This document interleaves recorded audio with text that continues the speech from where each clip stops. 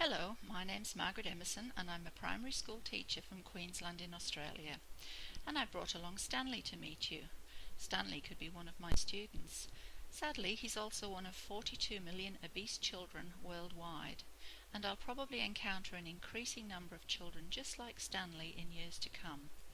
In Australia alone, a predicted 65% of young people will be obese or overweight by 2020.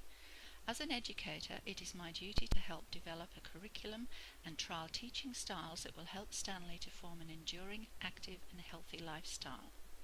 My presentation to this festival is titled Technology and Physical Education, blending the two to help children value physical activity.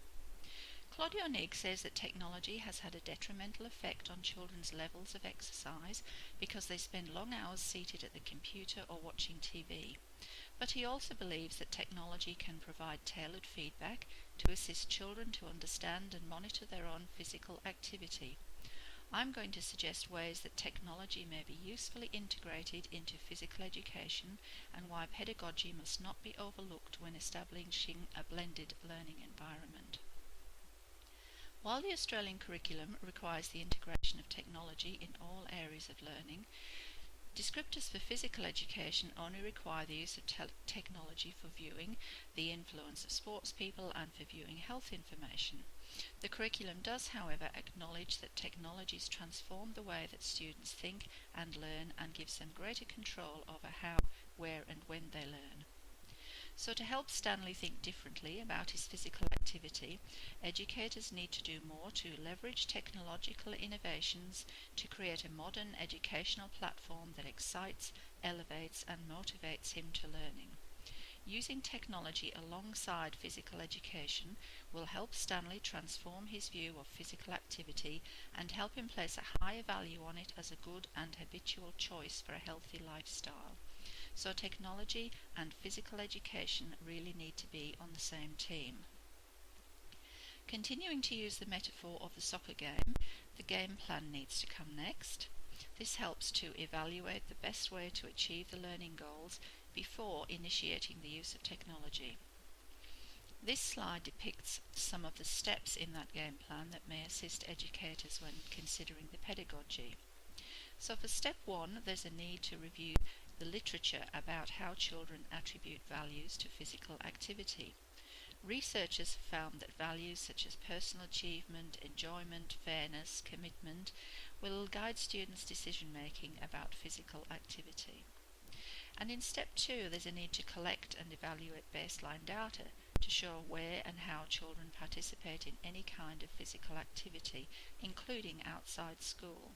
Do they walk the dog, play on the swings, walk to the shops or play in organised sport? In step 3, there's a need to research the many current and future trends and changes to physical activity. Do students use laser games or paintball games or exercise games such as the Wii? And in step 4, we must revisit the pedagogy and determine if technology will help achieve the learning goals. For example, if children need to understand and value the warm-up stage of exercise, would the use of a heart rate monitor assist with learning and even some self-discovery? Some examples of technology suitable for use with exercise will be described in the next few slides. So the next slides move on to the equipment itself, or the types of technology that may be useful in physical education. And while there are many technological tools available to assist physical activity, I will include some ideas and equipment that are probably less well known. But just a quick word of caution to note. Educators need to avert the danger of technology being used just because it's available before considering the pedagogy. Researchers refer to a fully technocentric approach to physical education, where technology is fully the focus. They say that this approach will not help the students to meet the learning goals, and this slide just depicts a game plan focusing greatly on technology, but here the ball misses the goal and bounces off the field.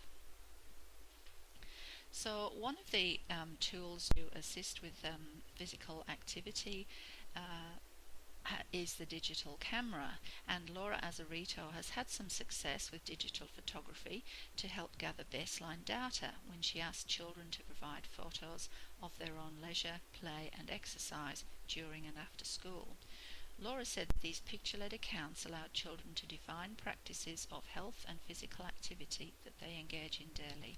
And other researchers concur with this method and say that when children documented what they believed to be exercise, it empowered them to become researchers and to be engaged in a collaborative approach to their own physical activity. Children may not realise the valuable exercise gained from just running around chasing butterflies for hours. Through the use of photo documentation, Laura discovered that students placed a higher value on video games such as the Nintendo Wii than they placed on school sport. This game has increasingly become part of the social fabric of learning, play and exercise. So, if this is Stanley's preferred learning style, and it has previously been unrecognised by educators, then this is a valuable information that may assist in the development of an exercise plan for Stanley. Using technology as an instructor is another useful tactic, and researchers have assessed the benefits of using DVDs and computer-assisted observational learning at home to teach sports skills. Students then have access to instruction 24 hours a day. This technology reduces the frontal teaching and demonstration time at school and allows students to engage in the game at school, freeing up the teacher to offer individualised assistance for other students. It also allows the family to participate and partner in learning. And this short video just shows the instruction for a tennis serve that a student may usefully bring home. The Fizzy is an innovative virtual pet that has been trialled with great success in the UK. Children are tasked with keeping their pet healthy and helping it to grow by doing an appropriate level of exercise.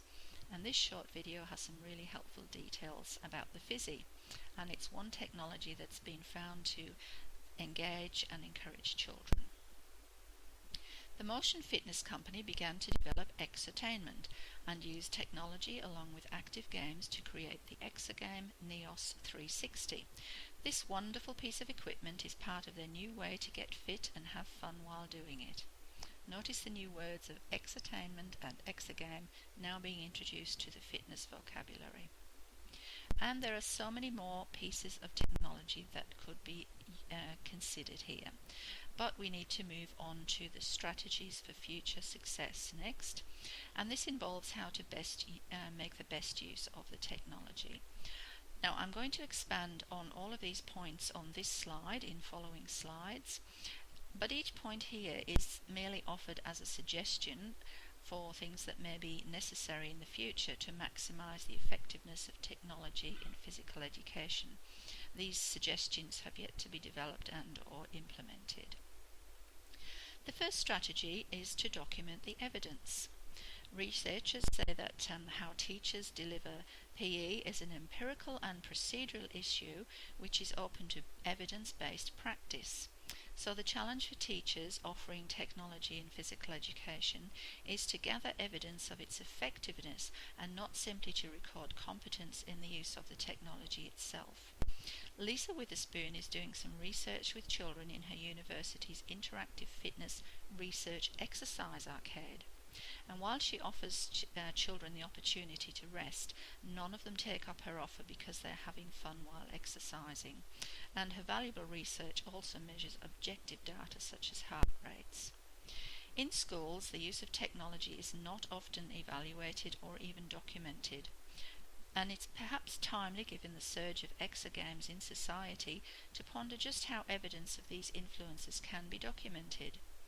In the absence of documented evidence, teachers may deliver the curriculum according to their own personal values and priorities, and unfortunately these may not include technology.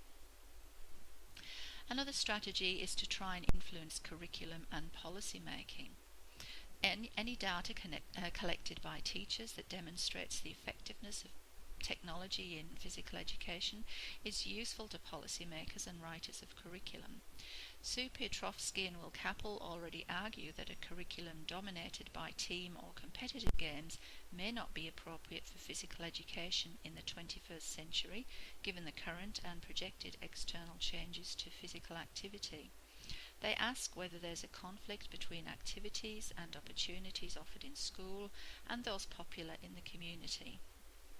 So evidence concerning technology gathered by teachers may help policymakers to identify priorities and create a physical education curriculum that is more integrated with technology. Another strategy is to consider the venue, home or away, school or home. And much has been said about physical education teaching lifestyle changes, so this must occur outside school hours as well. Technology can and should go into homes and into the community, and I wonder if future physical education teachers may need to have paid time outside of school hours in order to communicate and assist students with their physical movement plan through the internet. Photographic data from home that highlights a student's learning style may be used to implement programs at school and vice versa. For example, Canadian researchers have found that the use of a cybercycle encourages young men to exercise more often. Could a cybercycle program at school, encourage Stanley to cycle to school? And another strategy is to look at the curriculum assessment. Perhaps new forms of this are needed. In one Australian Grade 9 curriculum descriptor for physical education requires the students to devise and implement plans for maintaining healthy lifestyle and active habits.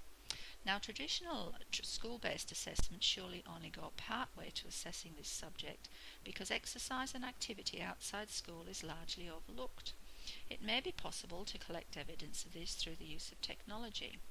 But then a suitable assessor and accurate data may be hard to achieve from home when one wonders if parents can be objective and unbiased partners in assessment. On the other hand, students themselves might be responsible participants in their own assessment, for example for using their pedometer or heart rate monitor while walking the dog.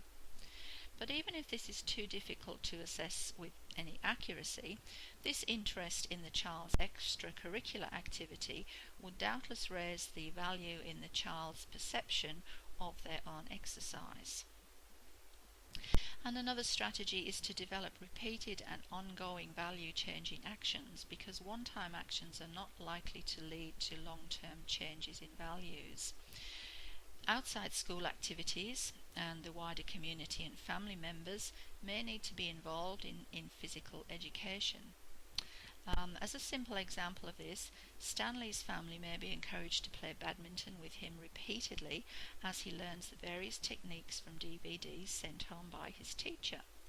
This is a game that requires a partner, so the resultant quality family time, which is given repeatedly, may help Stanley place a higher value on his learning and the activity than if he practiced alone, just to get exercise or even just because it's good for him.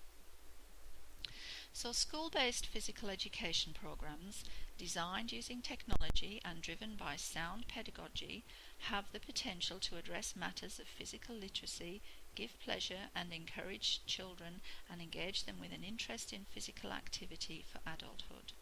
Educators may be able to help stem the rise of childhood obesity and reduce the numbers of obese adults with the attendant health issues.